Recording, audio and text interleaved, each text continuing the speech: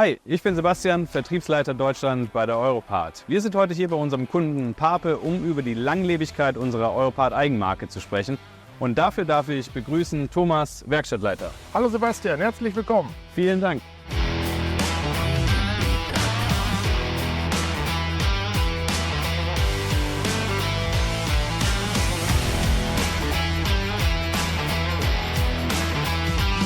Thomas, nichts läuft ohne euch. Was würdest du sagen, fehlt ohne Pape? Ja, wir sind ja im Logistikbereich tätig, im Bereich Lebensmittel und Pakete. Und ohne uns wären die Regale leer oder es würden die Pakete nicht ankommen. Und das ist eben unsere Hauptaufgabe. Und wir hier reparieren das alles.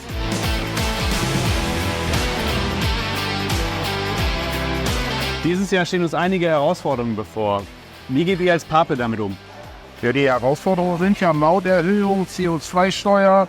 Und wir versuchen hier eben halt alles so gut und günstig wie möglich selber zu reparieren, was nicht immer funktioniert. Dass auch Fremdwerkstätten beauftragt werden müssen. Aber im Großen und Ganzen versuchen wir alles hier zu machen.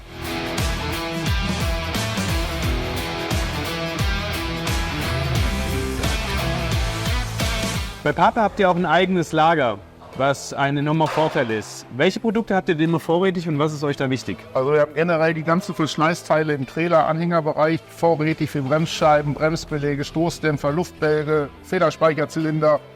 Und das ist eben alles immer hier und auch in großen Vorräten.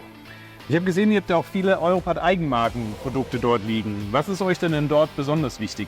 Ja gut, wir kaufen seit vielen Jahren bei der Europart und wir sind mit den Eigenmarken sehr zufrieden. Und warum sollten wir das ändern?